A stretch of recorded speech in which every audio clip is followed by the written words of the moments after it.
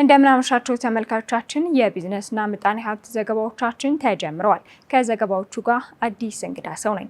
በቅድሚያም ከብሔራዊ ባንክ ያገኘነውን የወርቅ ዋጋ፣ ከኢትዮጵያ ንግድ ባንክ ያገኘነውን የውጭ ሀገራት የገንዘብ ምንዛሬ ዋጋ እንዲሁም የነዳጅ ዋጋን ተከታትለን ተመልሰን እንገናኛለን።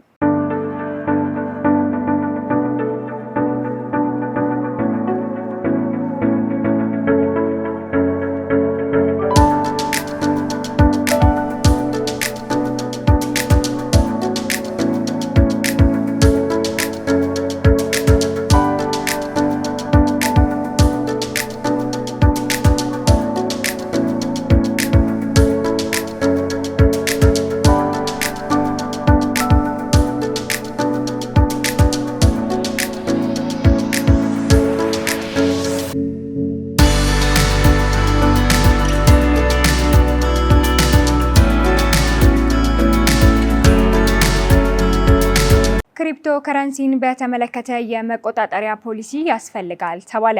ክሪፕቶ ከረንሲን በተመለከተ ብሔራዊ ባንክ የመቆጣጠሪያ የፖሊሲ ማዕቀፍ ማውጣት እንደሚገባው አሻም ያነጋገረቻቸው አንድ የምጣኔ ሀብት ባለሙያ ገለጹ። ዓለም ወደ ክሪፕቶ ወይንም ዲጂታል ከረንሲ በስፋት እየመጣ ስለሆነ ዓለም ላይ ያሉ ማዕከላዊ ባንኮች መመሪያዎችን ማውጣት እንዳለባቸው ባለሙያው ጠቁመዋል። ቴድሮስ ፍቅሩ ያዘጋጀውን ዘገባ ብርሃን ሸቴ እንደሚከተለው ያቀርበዋል። በኢትዮጵያ ካለው ነባራዊ የምጣኔ ሀብት ሁኔታ ጋር በተያያዘ ዲጂታል ከረንሲ ወይንም ክሪፕቶ መገበያያ ስርዓት ከፍ ማለቱ ይታወቃል። ከነዚህም መካከል በጥቂቱ ቢትኮይንና ትራምፕ ኮይን የሚባሉ እንዳሉ ይገለጻል። እነዚህን የመገበያያና የገንዘብ ስርዓቶች ኢትዮጵያውያንም መጠቀም ጀምረዋል። ይህንን የገንዘብ ስርዓትን አስመልክቶ ጥርት ያለ ሀሳብ ካለመኖሩ የተነሳ ሰዎችን ለመጭበርበር ሊዳረግ ይችላል የሚል ሀሳብ ይነሳበታል። ስርዓቱ ላይ መንግስትም የህግና ፖሊሲ ማዕቀፍ ሊያወጣ እንደሚገባ ይገለጻል። ይህን አስመልክቶ አሻም በጉዳዩ ላይ ያነጋገረቻቸው የምጣኔ ሀብት ባለሙያው ቆስጠንጢኖስ በረ ተስፋ እንዳሉት ከሆነ የኢትዮጵያ ብሔራዊ ባንክ በዚህ ላይ ፖሊሲ ማውጣት እንዳለበት ገልጸው ኢትዮጵያ በቅርቡ የተቀላቀለችው የብሪክስ አባል ሀገራት እንዲሁም ምዕራባውያን በጉዳዩ ላይ የፖሊሲ ማዕቀፍ እያወጡ እንደሆነ ገልጸዋል።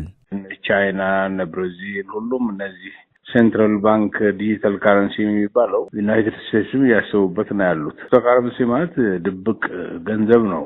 ማንም ሰው የማይደርስበት ያን ኮድ ያለው ሰው ብቻ ነው አክሰስ ሊያደርገው የሚችለው። ክሪፕቶ ካረንሲ በምንም አይነት ምንዛሬ መቀየር የሚችል ነገር ነው። ስለዚህ ብሔራዊ ባንክ የዚህ ፖሊሲ አውጥቶ ለተወካዮች ምክር ቤት ማቅረቡ አግባብ ያለው ነገር ነው። ምክንያቱም ብዙ ወንጀልም ይሰራበታል። ስለዚህ እነዚህን ለመደበቅ ሁለተኛ ወደዛ ወደ ክሪፕቶ ካረንሲ በሚገባበት ጊዜ የብሔራዊ ባንክ ሚና ምን ይሆናል? ኦልሬዲ እኮ የውጭ አካውንት ያላቸው ሰዎች ክሪፕቶ ካረንሲ መግዛት መሸጥ ይችላሉ። ቆስጠንጢኖስ አክለውም እንደ አውሮፓውያን አቆጣጠር በ2008 በዓለም ደረጃ የነበረው የምጣኔ ሀብት ቀውስን ተከትሎ ክሪፕቶ ከረንሲ እንደመጣ አንስተው በባንክ ደረጃ ፖሊሲ በማውጣት የገንዘቡን ስርዓት መቆጣጠር እንደሚቻል አስረድተዋል።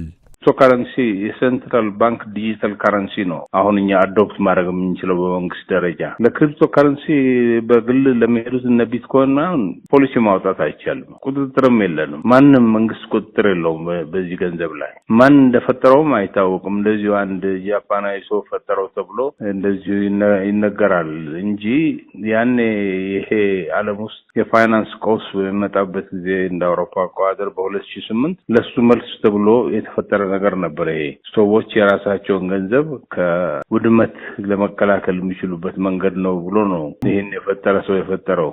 ቢትኮይንን የፈጠረው መጀመሪያ እሱ። ዓለም ላይ ካሉት ከተለመዱት የመገበያ ገንዘቦች እንደ ዶላርና ዩሮ በተጨማሪ ዓለም በዚህ የመገበያ ስርዓት ንግድ ሊያደርግ ስለሚችል የሁሉም ሀገራት ማዕከላዊ ባንክ ፖሊሲ ማውጣት እንዳለባቸው ባለሙያው ገልጸዋል። ዋናው ለብሔራዊ ባንክ ይህንን የሴንትራል ባንክ ዲጂታል ካረንሲ ለማውጣት ብሔራዊ ባንክ ይህን ፖሊሲ እንዲያወጣ ይህንን እንዲጠቀም ነው። ራሱ ባንኩ ይጠቀምበታል። ስለዚህ ቁጥጥር አለው ባንኩ ሲጠቀምበት ማለት ነው። ምክንያቱም የግድ አሁን የብሪክስ አባል ስለሆንን እኛ በዛ መገበያየታችን ስለማይቀር ይመስለኛል አንዱ ይሄ ያስፈልገው። ሁለተኛ ግን ሁሉም መንግስታት አሁን ደንግጠዋል በዚህ በክሪፕቶ ካረንሲ መስፋፋትና የራሳቸውን የማዕከላዊ ባንክ ክሪፕቶ ካረንሲ ያወጡ ነው ያሉት። አገር ለአገር የሚደረገው ንግድ አገር ለአገር የሚደረገው የገንዘብ ልውውጥ በዛ ንግድ ምክንያት የመከፋፈያ መንገድ ይሆናል። ከዚህ ከዶላርና ከዩሮ ከየን ኢስታብሊሽ ከሆኑ ካረንሲስ የመውጫ መንገድ ይሆናል። ብሔራዊ ባንክ ከዚህ ጋር በተያያዘ በማዕከላዊ ባንኪንግ በገንዘብ ፖሊሲና በገንዘብ አስተዳደር ያሉ ዓለም አቀፍ ለውጦችና እድገቶችን ያየ መመሪያውን እንደሚያወጣ ታህሳስ 8 2017 ዓ.ም በተወካዮች ምክር ቤት መግለጹ ይታወሳል። ከዓለም አቀፍ የዜና አውታሮች ወዳገኘናቸው የምጣኔ ሀብት ዘገባዎች ስናልፍ በአውስትራሊያ የመኖሪያ ቤት በከፍተኛ ዋጋ ጭማሪ ማሳየቱ ተጠቆመ። በሀገሪቱ ምንም እንኳን የመኖሪያ ቤት እጥረት ቢኖርም በዛው ልክ ደግሞ ቤትን በቀላል ወይም በተመጣጣኝ ዋጋ ማግኘት ከባድ እየሆነ መምጣቱን ነው አሻም ቢቢሲ ካሰራጨው መረጃ መመልከት የቻለችው። በዚህም የአውስትራሊያ የቤት የመሸጫ አማካይ ዋጋ ከ$652,000 መሻገሩን መረጃው ጠቁሟል። የሀገሪቱ የስታቲስቲክስ ቢሮ ይፋ ባደረገው መረጃ በ2025 ሩብ ዓመት የተመዘገበው አሃዝ ባለፈው 2014 ዓ.ም ከተመዘገበው 0.7 በመቶ ከፍ ማለቱን አስነብቧል።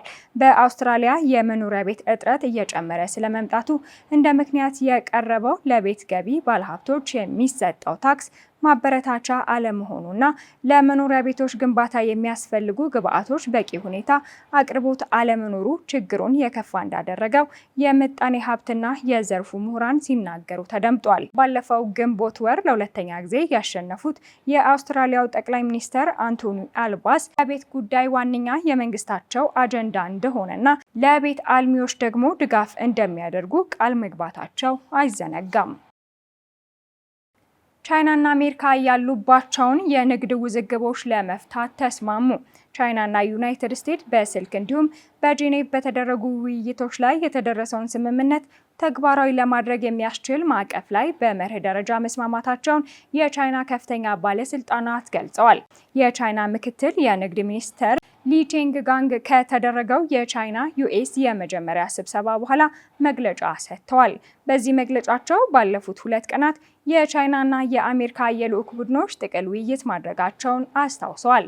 የኛ ግንኙነት በጣም ሙያዊ፣ ምክንያታዊ፣ ጥልቅና ግልጽ ነበር ሲሉም ውይይታቸውን አድንቀዋል። በዚህም የለንደን ስብሰባ ላይ በቻይናና በዩናይትድ ስቴትስ መካከል መተማመን እንዲጨምር የሚያስችል ሁነት መፈጠሩን አመላክቷል። የሁለቱ ሀገራትን የንግድ ውይይት ውጤት በተመለከተ አሻም ይህንን ዘገባ እስካሰራጨችበት ሰዓት ድረስ ከዩናይትድ ስቴትስ በኩል የተሰጠ ዝርዝር ጉዳይ አልተመለከተችም። ዘገባው የሮይተርስ ነው። የቢዝነስና ምጣኔ ሀብት ዘገባዎቻችን ተጠናቀዋል። አብራችሁን ስለቆያችሁ እናመሰግናለን።